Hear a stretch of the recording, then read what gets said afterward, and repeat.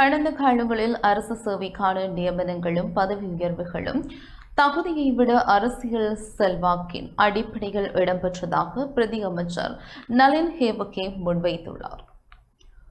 இந்த குற்றச்சாட்டு இலங்கையின் அரசு நிர்வாகத்தில் நீண்டகாலமாக பேசப்படும் கட்டமைப்பு சிக்கலை மீண்டும் வெளிப்படுத்துகிறது.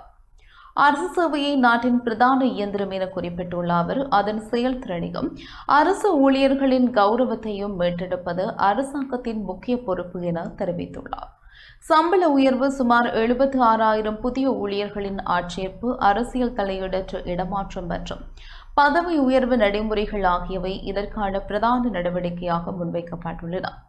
புதிய ஊழியர்களை இணைப்பது பணியாளர் பற்றாக்குறையை தீர்த்து பொது சேவையை விரிவுபடுத்தக்கூடும் என்றும், குறிப்பாக சுகாதாரம், கல்வி மற்றும் தொழில்நுட்பத் துறைகளில் தகுதியான பணியாளர்களின் தேவை காணப்படுகிறது. எனினும் எண்ணிக்கை அதிகரிப்பது மட்டுமே அரசு சேவையை திறம்பட மாற்றிவிட முடியாது.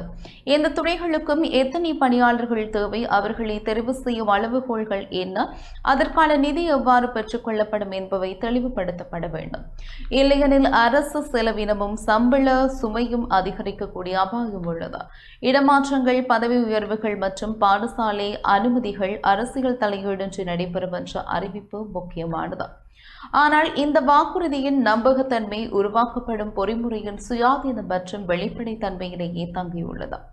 தெளிவான புள்ளியிடல் முறை, போட்டித் தேர்வுகள், சுயாதீன மேன்முறையீடு நடைமுறை முடிவுகளை பொதுமக்கள் பரிசீலிக்கக்கூடிய வெளிப்படைத்தன்மை ஆகியவை இல்லாமல் அரசியல் தலையீட்டை முழுமையாக தடுப்பது கடினம். அரசு ஊழியர்களின் சம்பளத்தை உயர்த்துவது வாழ்க்கை செலவுக்கு சுமையாக குறைப்பதுடன் ஊழல் அபாயத்தை, பணியாளர் வெளியேற்றத்தையும் கட்டுப்படுத்த உதவலாம். அதேவேளை சம்பள உயர்வுடன் செயல்திறன் மதிப்பீடு, தொடர்ச்சியான பயிற்சி, டிஜிட்டல் நிர்வாகம் மற்றும் பொதுமக்களுக்கான பொறுப்புக்கூறல் என்பனவும் இணைக்கப்பட வேண்டும். எழும் முக்கிய கேள்விகள்: 76,000 புதிய ஊழியர்கள் எந்த துறைகளில் நியமிக்கப்படுவர்? ஆட்சேர்ப்பிற்கான கல்வி தகுதி மற்றும் திறன் அளவுகோல்கள் என்ன? அரசியல் தலையீடற்ற நடைமுறையை கண்காணிப்பவர் யார்?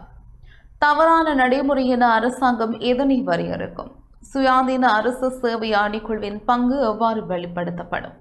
புதிய நியமனங்களின் நீண்டகால நிதிச்சுமை மதிப்பிடப்பட்டுள்ளதா?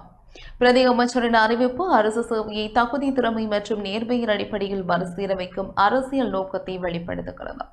எனினும் கடந்த கால முறைகேடுகள் குறித்த பொதுவான குற்றச்சாட்டுகளை கடந்து ஆதாரங்களுடன் கூடிய ஆய்வு, வெளிப்படையாக ஆட்சேர்ப்பு விதிகள் மற்றும் சுயாதீன கண்காணிப்பு ஏற்பாடுகள் வெளியிடப்பட வேண்டும். அறிவிக்கப்பட்ட 76,000 நியமனங்கள் மற்றொரு அரசியல் ஆட்சேர்ப்பு நடவடிக்கையாக இல்லாமல் உண்மையான சேவைகளின் அடிப்படையில் மேற்கொள்ளப்பட்டால் மட்டுமே இந்த சீரமைப்பு அரசு சேவையின் தரத்தையும் பொதுமக்களின் நம்பிக்கையையும் உயர்த்தும்.